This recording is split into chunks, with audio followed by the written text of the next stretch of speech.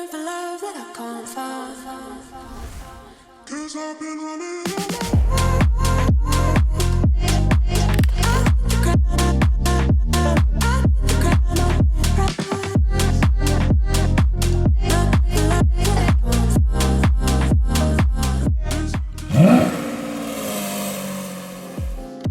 Allez, c'est parti.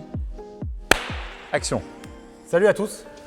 Retour sur cette chaîne pour un format qu'on avait un peu délaissé depuis pas mal de temps, le format tour de stock. Exactement. Un beau tour de stock et je crois que la line-up qu'on a aujourd'hui est plutôt intéressante vu les dynamiques de marché qu'on a actuellement, qui sont tout simplement folles. Et on se disait avec Pierre que cette vidéo pourrait durer seulement quelques minutes, puisque les voitures sont de plus en plus chères et de plus en plus dures à trouver. Il faut de plus en plus de trésors et des clients de plus en plus fortunés. Voilà, c'est bon. C'est la conclusion de cette vidéo. Voilà, Merci voilà à ce qu'on tous va de vous nous dire avoir dans les 30 prochaines minutes, je pense. J'adore. Mais on va quand même illustrer ça par des très beaux objets, des très belles voitures, des produits qu'on affectionne particulièrement. Oui. Certains trucs qui sont totalement illimités, improbables. Des voitures qu'on est très très fiers de recevoir chez nous, bien sûr. Et pour certaines, très très fiers d'avoir vendu. Donc on va vous faire un petit peu le déroulé de cette line-up, comme on l'appelle chez nous. Et peut-être ceux qui ont déjà vu nos vidéos savent de quoi on parle. On a pour habitude de présenter la première ligne. Alors on a un aménagement un peu particulier pour faire cette vidéo, puisque sinon on est vraiment au complet. Mais c'est parti avec l'invité mystère, c'est ça? En fait, c'est vrai que là, on est dans le corner Aston Martin. On va vous parler de deux voitures, enfin d'un modèle en particulier, la GT12. Ouais. On va se pencher sur la GT12 en profondeur et dans le détail, vous nous connaissez.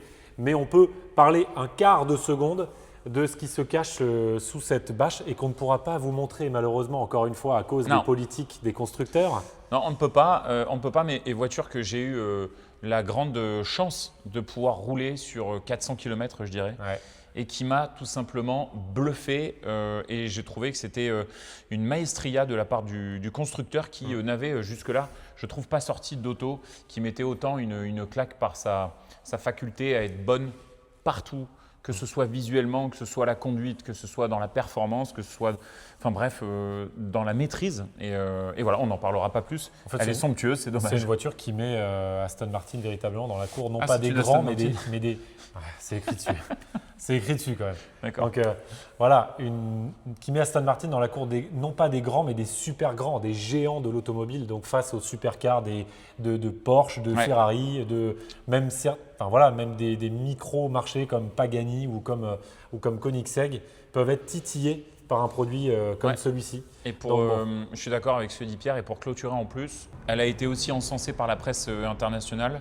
Et dans l'ère des automobiles trop modernes et souvent chiantes ou décevantes, parce que trop aseptisées ou pas suffisamment développées, elle coche tous les critères. Donc moi, je suis très fier et très heureux qu'on puisse mettre Aston Martin à ce niveau.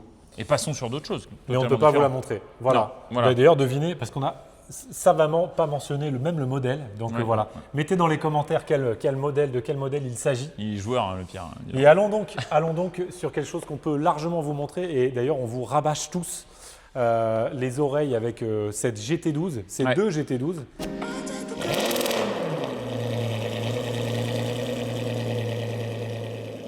Voiture limitée à 100 exemplaires dans le monde. Il y en a seulement 100 dans le monde, numéroté, et on en a vendu combien?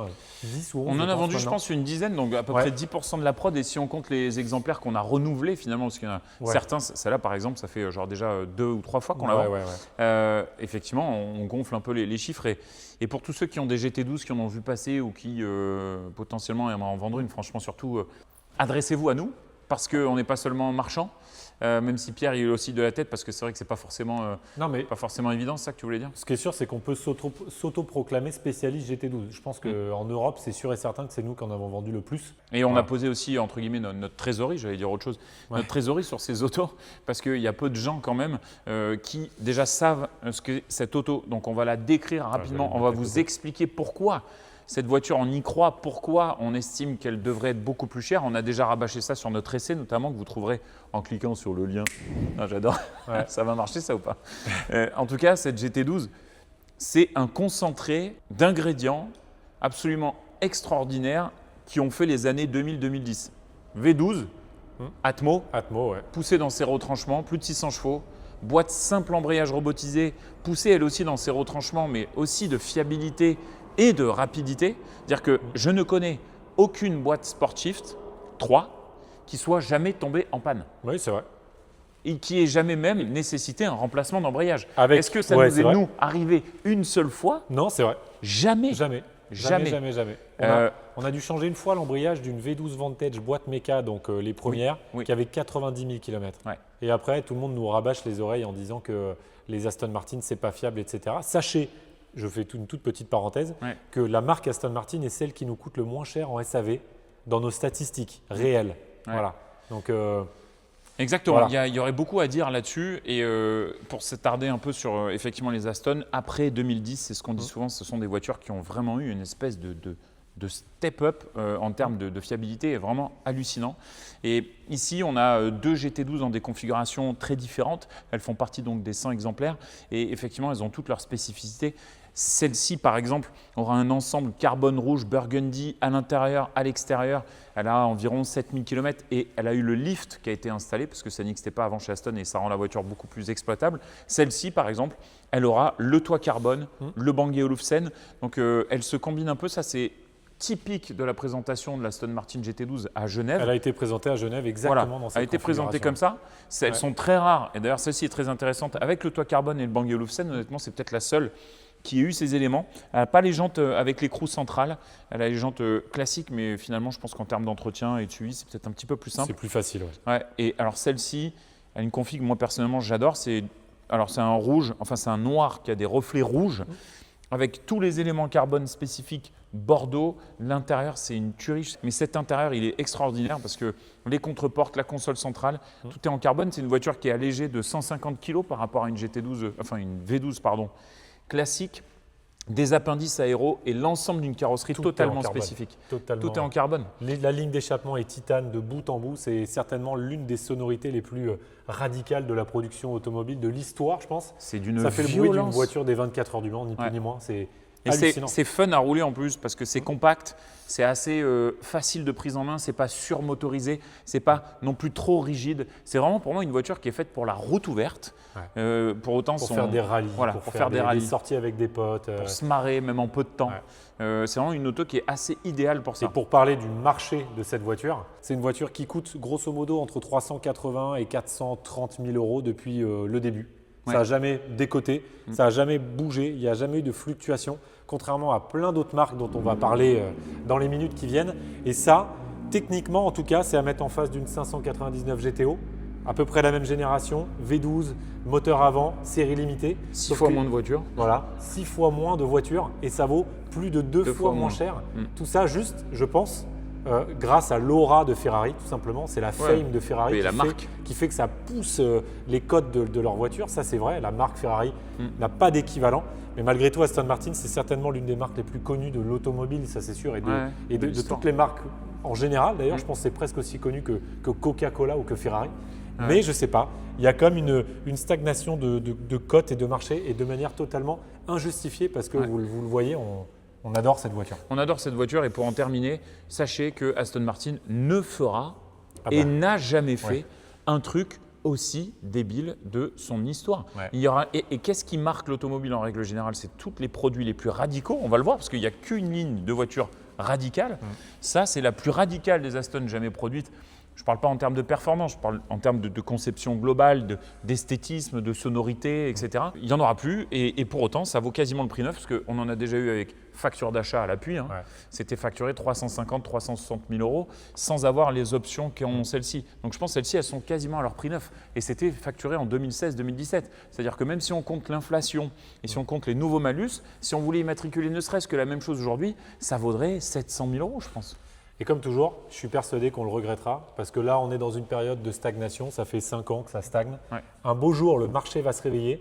Il va y avoir une sorte de fame provisoire d'un coup. Il y a 10 collectionneurs qui vont se dire « Ah tiens, ça c'est pas con Ouais. ». Toutes les voitures vont disparaître et d'un coup, ça coûtera 800, 900, 1 million.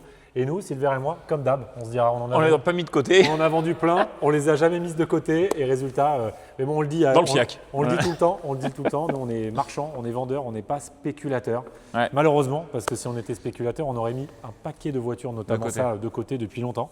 Mais bref. tu as fait une belle transition parce qu'on s'est dit que voilà, il y a certaines voitures qui commençaient à remonter, qui recommençaient à avoir une certaine vibe, une certaine fame.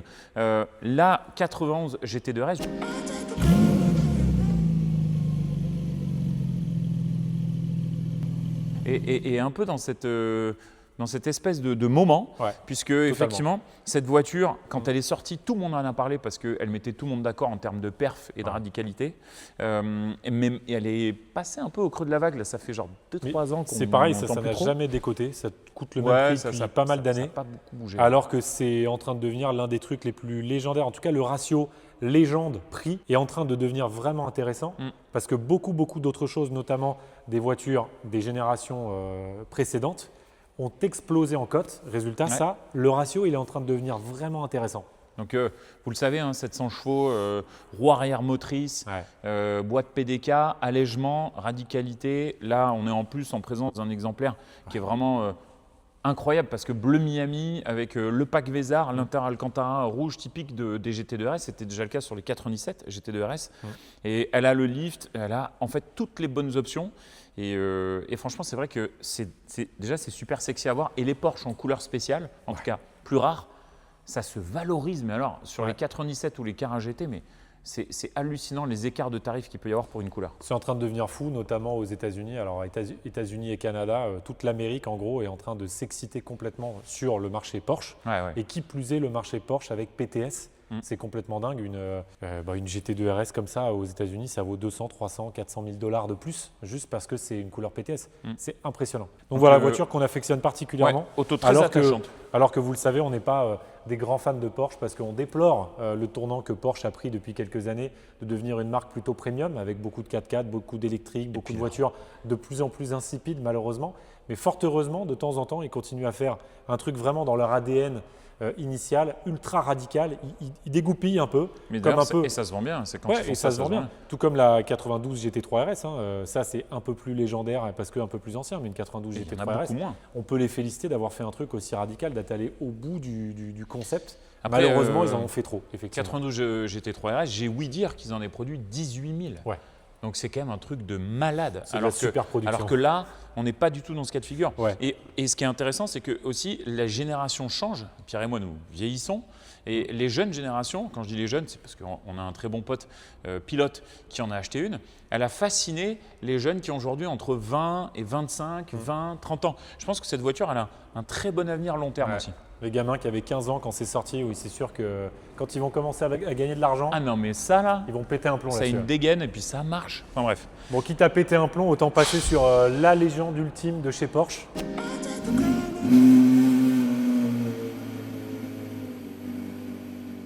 Voilà. Et ça, le train a passé pour nous. Ah ça y est, c'est mort, c'est fini.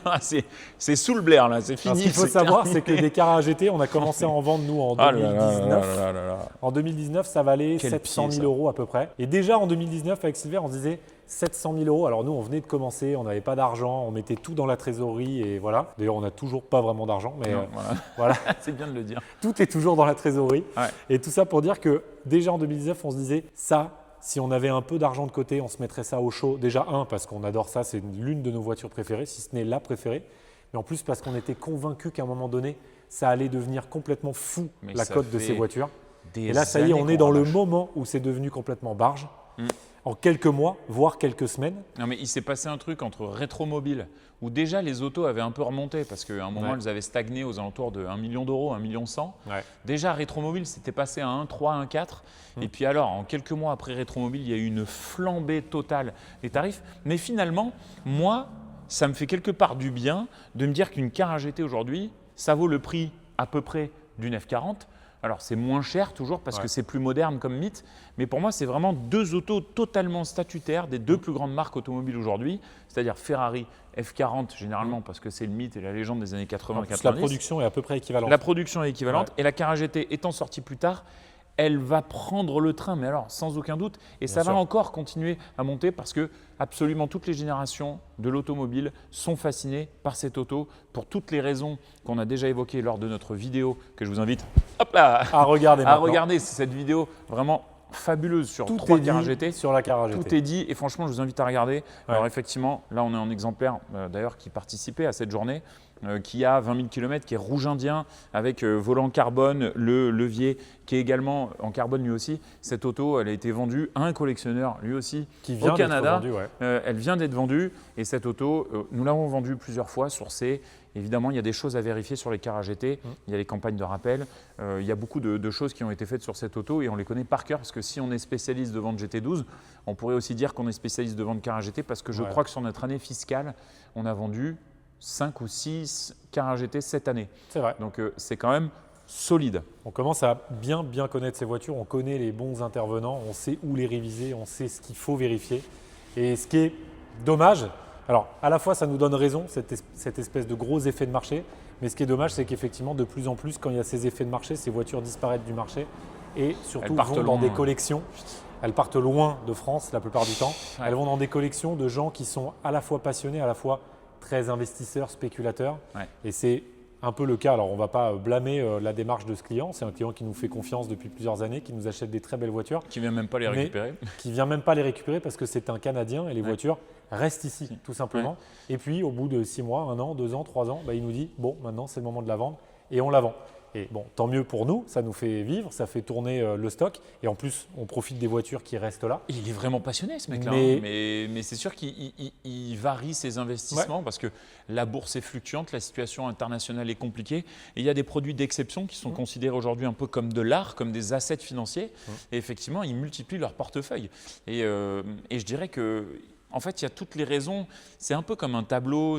Il y a une genèse à cette voiture. Il y a une histoire. Il y a toute une légende. Et en fait, ça se comporte un peu comme un Picasso. Je ne sais pas, mais c'est quand même totalement en dehors de l'automobile classique, ce genre de voiture. Ouais, pour comparer avec un Picasso, pour le coup, c'est des produits qui sont clivants, en fait. Picasso, je sais que son style et sa personne étaient très clivantes. Et une car AGT, dans le domaine de l'automobile, c'était un truc clivant. C'était un truc, à la sortie, c'était presque merdique comme voiture. La boîte, l'embrayage, le truc, tout le monde se demandait pourquoi ils avaient sorti un truc aussi débile. Et en fait, forcément, c'était clivant. Ça se vendait très peu. À un moment, ça frôlait les 200 000 euros, 200, 250, un peu moins de 300. On a rencontré un mec qui en avait payé une 180 il n'y a pas très longtemps. Voilà, exactement. C'est fou. Et voilà, en fait, à l'époque, il y a eu un énorme creux de vague sur ce produit-là parce que c'est clivant, parce que les gens ne comprenaient pas le produit. Mais parfois, c'est finalement un produit incompréhensible qui fait que ça devient un produit exceptionnel. À nouveau, c'est des cycles. On parle souvent de cycles. Et là, vous avez un V10 Atmo, vous avez une boîte méca, c'est la pure voiture quand on parle de voiture analogique. Ouais. C'est vraiment la plus analogique, je pense, de toute une génération d'automobiles. Et chez Porsche, ils n'ont plus jamais refait de trucs aussi débiles. On parlait de la GT12 tout à l'heure. Truc aussi débile que la car GT, ça n'a et ça n'existera certainement jamais. Pour parler d'un autre truc débile. D'un truc débile et incompréhensible. Et incompréhensible. C'est tout à fait ça, la transition est très bonne.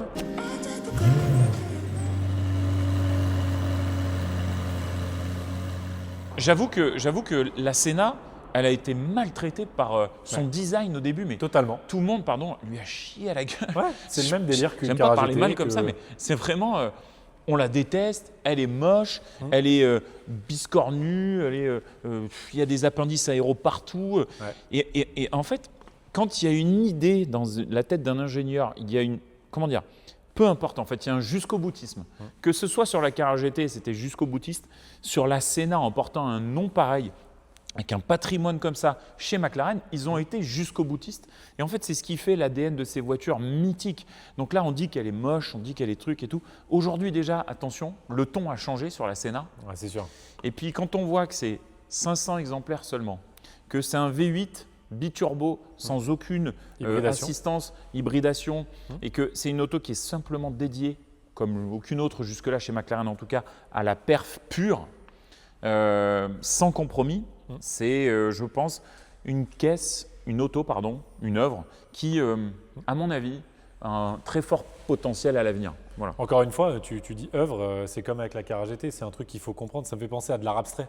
Ouais. Au tout début, tu vois un tableau, tu te dis mais qu'est-ce que c'est que ce truc? Parfois c'est moche et tout. Et c'est une fois que tu le comprends, que tu discutes avec l'artiste, que tu te dis, que tu suis ses idées, que tu te dis ok en fait c'est du génie, c'est magnifique. Et puis finalement ça traverse les âges parce que justement ça ressemble à rien d'autre. Et je rebondis totalement sur ce que tu dis. Parce qu'en fait finalement cette esthétique, elle a été dictée par un ensemble de personnes qui ont eu comme seul objectif de faire la voiture la plus performante possible. Exactement. Donc à chaque fois que vous voyez un détail qui peut vous paraître disgracieux, il y a un ingénieur derrière qui s'est pris la tête en soufflerie. Ils s'en foutaient que ce soit beau. Exactement. Que ça corresponde à des codes. À des codes. Surtout. Ils se sont dit ok, on va faire un truc monstrueux. Ouais. Et finalement, cette monstruosité en fait aujourd'hui, je trouve une beauté absolument incroyable, notamment dans cette configuration unique. Il faut parler de cette config. Full carbone apparent avec des détails qui sont complètement dingues. Alors, cette voiture a également été essayée sur YouTube. Vous pouvez aller Exactement. cliquer sur le lien dans la description. Ouais. Cette voiture, on l'a essayée. On a eu l'honneur de l'essayer, de la conduire. Alors, l'essai était un peu radical parce qu'en plus, elle nécessitait une révision à ce moment-là. Ouais. Et il fallait faire une intervention sur les suspensions. Donc, elle était vraiment en position course, la voiture. C'était complètement fou. Ouais. Depuis, ça a été refait. Ça Elle va sort mieux. de révision. Et elle sort de révision pour une très bonne cause, c'est que cette voiture est vendue. D'ailleurs, on n'a pas encore fait la story de vente. C'est une exclusivité YouTube. Exclusivité YouTube, cette voiture est vendue, on peut l'annoncer vendue. Et ce qui est plaisant, Elle est c'est que dingue, contrairement cette à ce qu'on a dit Qu'est-ce sur que pas je mal l'aime. d'autos tout à l'heure, cette voiture reste en France chez un de nos très bons clients, Ouais. client fidèle, qui nous a acheté sur un coup de tête cette favori. voiture, notre KTM, vendue aussi, on ne l'a pas encore annoncé, deuxième exclusivité, et une 812 Competition Aperta que malheureusement on ne pourra pas vous montrer exactement pour les mêmes raisons que la première voiture qu'on vous a présentée dans cette vidéo. Malheureusement, La CIA des constructeurs. la ouais. CIA nous surveille. Donc voilà. Pierre et moi, on fonctionne par passion. C'est peut-être ce qui nous différencie de certains des autres concurrents. Le business n'est pas, même si on doit évidemment gagner de l'argent, parfois on a des craquages absolus. Cette voiture, moi, quand on l'a achetée, Ah ouais. quand je l'ai vue arriver, j'ai pas mon cœur qui s'est arrêté parce que ça fait débile de dire ça, mais quand je l'ai vue la première fois, j'ai eu une espèce d'émotion. Elle est tellement particulière, elle est tellement belle, elle est tellement dans nos codes couleurs, dans notre ADN, que franchement, là, je sais que je suis très heureux que finalement, effectivement, elle ne parte pas à l'étranger comme l'ensemble des cars GT qu'on a vendus ou presque. Une voiture qu'on va revoir. Ou des Senna qu'on a vendus d'ailleurs. Ou des Parce Senna que qu'on a vendus. Les précédentes Senna qu'on a vendues sont toutes parties à l'étranger malheureusement. Et là, puisqu'on parlait d'ADN, là on arrive sur un produit peut-être un peu plus classique.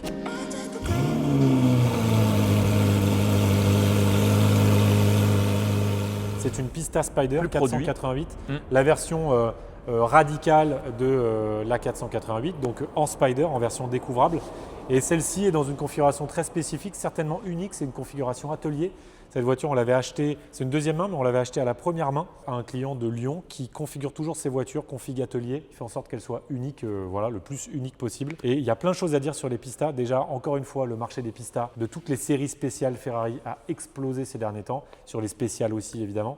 Et nous, on croit vraiment, là, attention, on parle purement investissement, nous on n'est pas des spéculateurs, on n'incite pas les clients à ne penser que par l'argent et l'investissement, mais il se passe un truc bizarre sur les Pista Spider, c'est qu'une spéciale aujourd'hui vaut entre 500 et 600 000, une spéciale Aperta vaut plus d'1 million, donc c'est-à-dire quasiment 50% de plus. Une Pista aujourd'hui vaut 500, une Pista Spider ça vaut 650, c'est totalement inexplicable.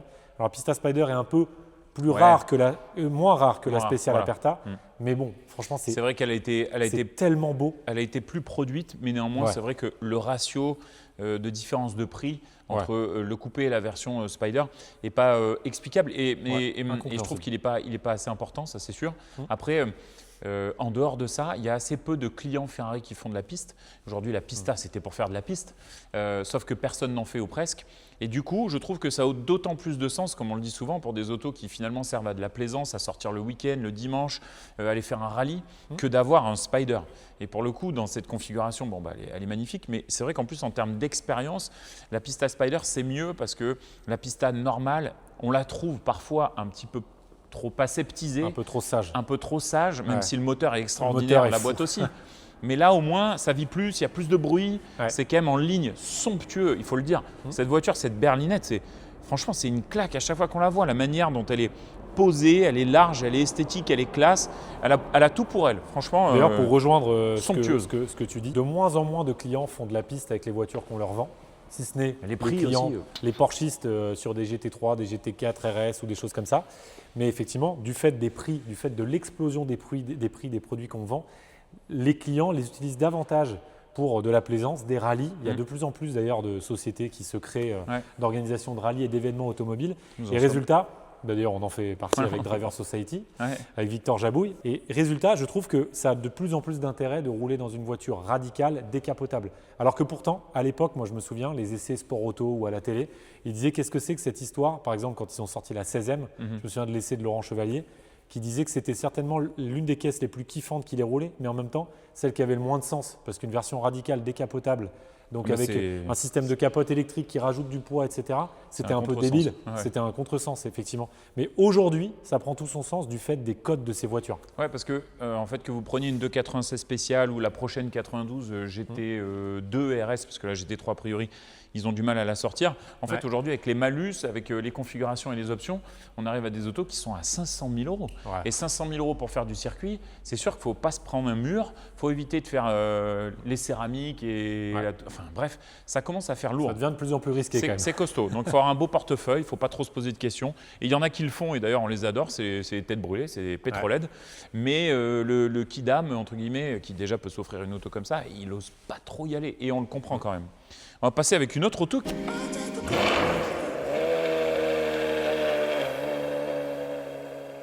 qui, du coup, est fait pour la piste, mais n'en fera jamais et n'en a jamais fait. Ah, ça c'est sûr. Une 599 GTO pour Gran Turismo Homologato. Ça aussi, c'est une sorte de non-sens, une version radicale sur un Radicale V12, mais en sur un même temps, on peut les V12. remercier. Et puis c'est un hommage à la lignée, la grande Voilà. lignée des V12 Et Ferrari. c'est vrai qu'à l'époque, Ferrari court en compétition avec des V12 avant, et c'était aussi leur tradition, avant que, effectivement, une implantation moteur centrale ou arrière fasse un peu plus son sens. Ouais. En tout cas, sur les 499P, c'est sûr que c'est plus de V12 à l'avant. Cette GTO, elle a 6700 km, on vient à peine de la recevoir, configuration absolument classique, Rosso Corsa, avec le toit en contraste. Elle a l'arceau et les harnais, ça c'est vraiment cool. Une voiture qui est envoûtante à rouler, mais qui est une auto de plaisance. Moi, je vais en tirer pour exemple un client à qui on en a vendu une qui a pour habitude, David, de rouler sur des petites routes de montagne et d'avoir des autos qui soient agiles. Il attendait d'une GTO que ce soit une auto suffisamment bien suspendue, radicale comme son nom l'indique. Et finalement, à l'essai, il a trouvé que c'était extraordinaire en termes d'émotion générale. Mais par contre, en termes de conduite pure, c'est quand même une auto qui a 15 ans, Ouais. qui est quand même assez lourde et qui finalement a toute sa place, encore une fois, pour aller faire une balade de temps en temps et qui est un investissement qui peut être long terme. Quand on voit que la TDF, ça vaut 1,7 million maintenant, une compétition coupée, ça vaut 1,5 million, une GTO finalement à 500 ou 700 000 euros de moins, alors qu'il y a Et moins c'est de plus voitures. Ouais. C'est un bon pari, je pense aussi. Alors, on voit que les boîtes simple embrayage robotisées ont moins la cote. On voit ça sur les Scud et les 16M par Ouais. rapport aux spéciales et spéciales Aperta. Néanmoins, en termes de feeling, peut-être qu'un jour aussi, on reviendra là-dessus. Pourtant, c'est ce qu'il y a de plus kiffant, Parce clairement. que putain, on en prend plein la tronche, quoi. Vraiment, c'est hallucinant. On n'a pas essayé de GTO coupé, mais on a essayé l'ultime c'est Aperta, ouais. l'ultime plaisir. C'est une 599 Vous pouvez cliquer sur le- SA Aperta. Vous pouvez cliquer aussi sur le lien. C'était d'ailleurs notre tout premier essai de cette chaîne YouTube. Ouais. Et on en garde un souvenir Pouah. incroyable. Cette voiture a été vendue au mois d'août l'année dernière. Extraordinaire, ce Et moteur. ça, c'était un produit, l'ensemble moteur, boîte, tout ça couplé à une version décapotable, mais même en coupé, hein, une GTO, c'est Ah, mais phénoménal. franchement, ouais, c'est dingue. En utilisation, c'est phénoménal. C'est sûr qu'on ne va pas aller faire de la piste avec, c'est trop lourd. Mais en utilisation sur route, pas toute petite route, pas route de montagne, mais sur des routes un peu plus rapides, Ah ouais. c'est complètement fou comme voiture, vraiment. Je pense qu'une montée de col bien large pour aller au Ventoux, par exemple, ça, là, Oui. ça doit être un truc de Ouais. débile mental. Puis alors, on réveille les morts. Hein. La sonorité, Exactement. Un autre truc qui devient un peu fou en termes de marché. ça devient un mythe. Et finalement, moi je trouve ça trop bien. Tout à l'heure, j'ai fait une story. Ces deux autos-là, elles ont été produites au même moment.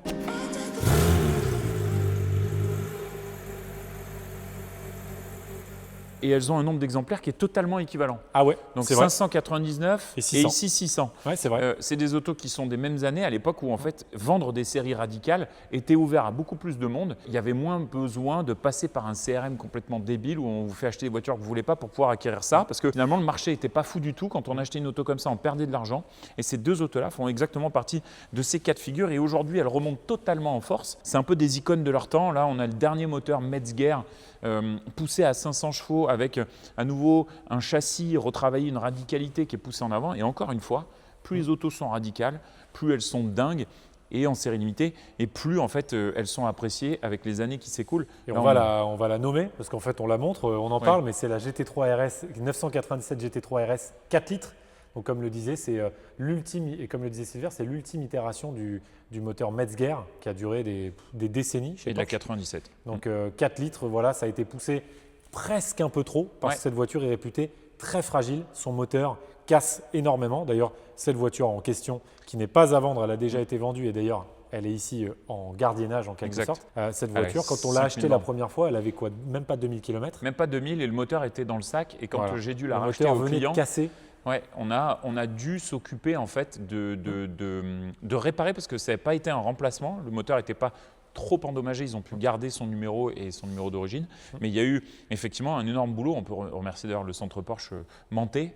À l'époque, en Allemagne, c'est chez qui on l'a emmené pour gérer le souci. Et depuis, elle n'a pas eu de souci. Mais c'est vrai qu'en plus, dans cette configuration noire, elle est encore un peu plus rare que les blanches. Et on vient de vendre la blanche. Tout comme la GT12, on en a deux. Donc c'est assez rare d'avoir deux produits aussi rares en même temps. Donc on s'en félicite, on en est très heureux. Et l'un de nos très très bons clients vient donc d'acheter la blanche. Ouais.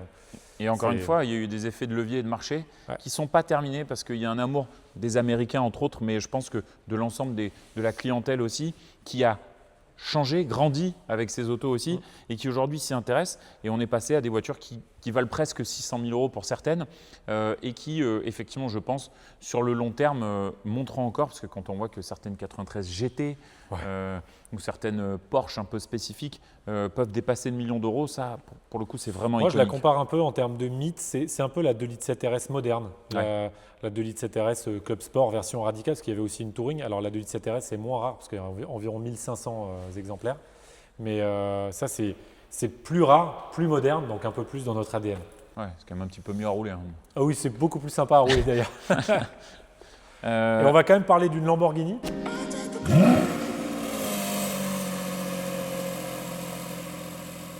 Parce qu'on parle beaucoup de Ferrari, de Porsche, d'Aston Martin. Mais c'est l'âge d'or, c'est ces générations, regarde. Et pourtant, il se passe des choses chez Lamborghini en ce moment. Ça, oui, en effet, c'est l'âge d'or, exactement. Encore une fois. C'est le Golden Age, comme on l'appelle nous, mais pour moi, en fait, entre 2000 et 2020, vous avez vraiment ce qui se fait de mieux dans l'automobile parce que, après, je vais pas me faire que des amis, mais c'est, je trouve, le bon consensus entre modernité quand même et fiabilité.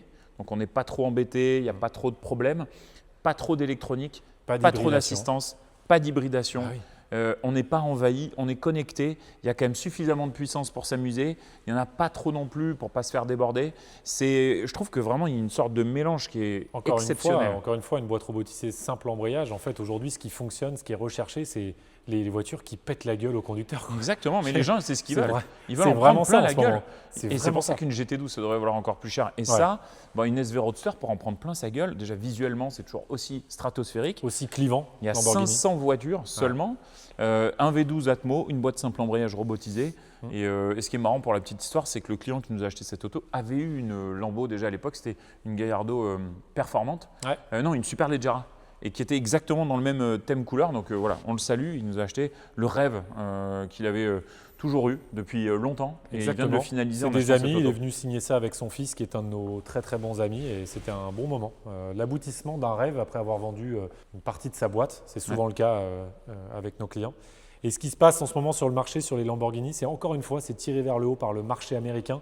Aux États-Unis, on constate une explosion des cotes de tout ce qui est Diablo, Countach, Murcielago, c'est phénoménal, c'est hallucinant. Et évidemment aussi les Aventador qui suivent, mais les Aventador série limitée. Et tout ça aussi est poussé par le fait que Lamborghini ait pris un tournant vers l'hybridation. Alors, ils ont réussi à conserver le V12 quand même.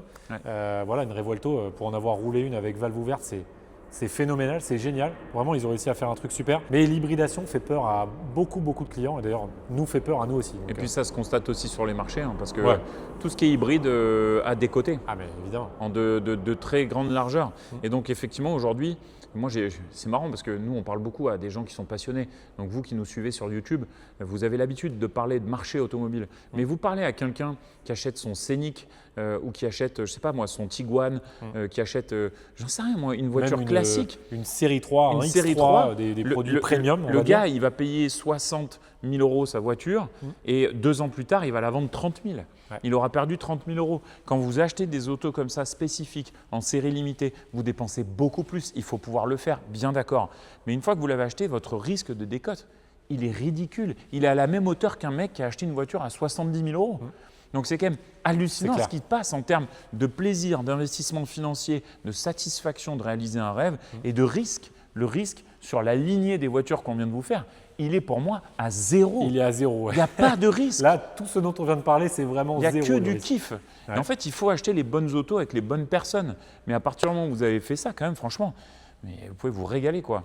Donc après, on discute avec des clients, oui, avec 20 000 euros de décote, 30 000, et ils râlent quand ils dépensent 400, 500, 600. C'est quand même fou, je veux dire, c'est quand même fou, je trouve. Et on peut finir par une pépite, un bijou. Ouais.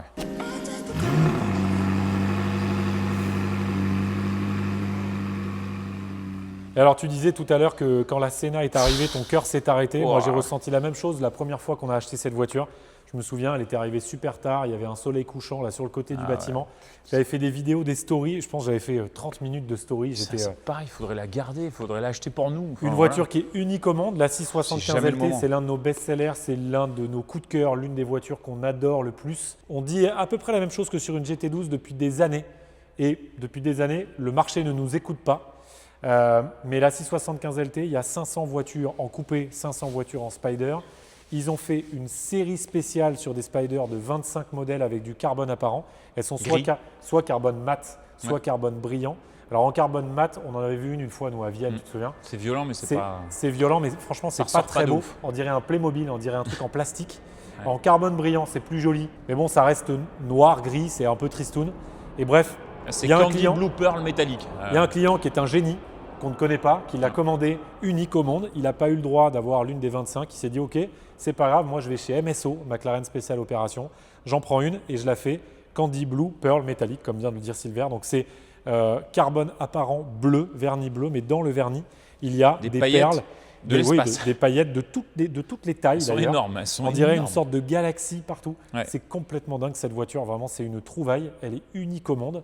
C'est une voiture qui coûte environ 600 000 euros. Elle vient de revenir. D'ailleurs, il faudrait qu'on la reprenne en photo et qu'on la réannonce très vite. C'est un objet unique et il y a beaucoup de gens sachants chez McLaren qui commencent. Attention, les sachants chez McLaren, c'est récent parce que c'est une marque qui s'est reconstruite il y a quand même peu de temps. 2010 pour les MP4 et aujourd'hui… Cette voiture vient de fêter ses 10 ans. Elle vient de fêter ses 10 ans. Ouais.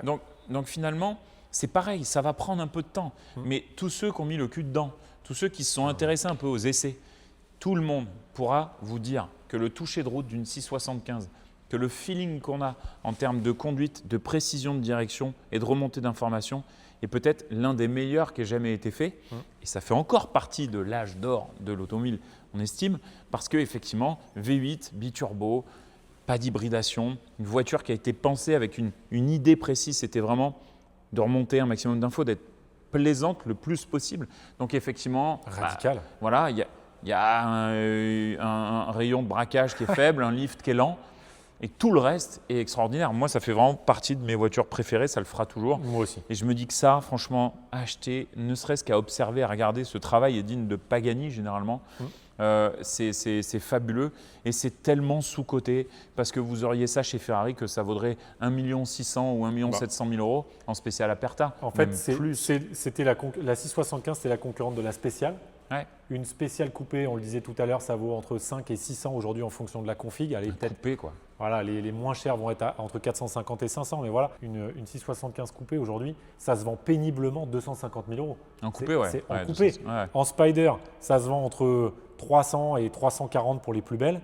Et ça, bon, évidemment, c'est l'équivalent d'une spéciale Aperta tailor-made, mais tailor-made poussée au max du max, quoi, vraiment. Une spéciale Aperta tailor-made, ça vaudrait au moins 1,5 million.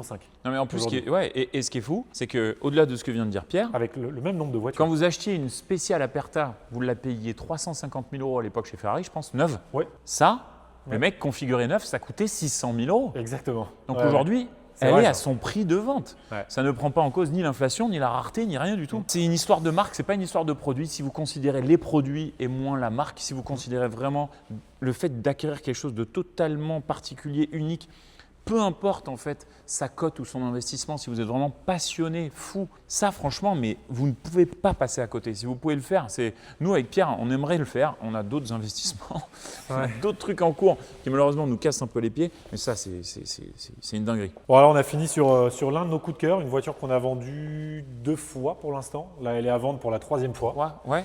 Et bon, 3 fois. On ne l'achètera pas nous, malheureusement. On va attendre sagement. Bon, on a un client qui est quand même très intéressé. D'ailleurs, le même client qui nous a acheté la Senna, la Compete Aperta et la KTM est très intéressé par cette voiture. On est en discussion avec lui. Ben, je la prends. Là, ça commence à être… je l'adore cet homme. Ça commence à faire beaucoup de voitures. Mais l'avantage de ces clients-là, c'est que c'est des gens qui nous suivent dans nos choix, qui nous font confiance et qui, grosso modo, en fait, d'une certaine manière, moralement, on s'associe sur les produits. Parce que même si c'est eux qui les achètent, qu'elles vont chez eux, en fait, nous, on s'engage à les reprendre parce qu'on a envie de les revoir. Même parfois, on leur demande de promettre de repasser ici pour qu'on revoie les voitures. Déjà, ça fait tourner notre boîte.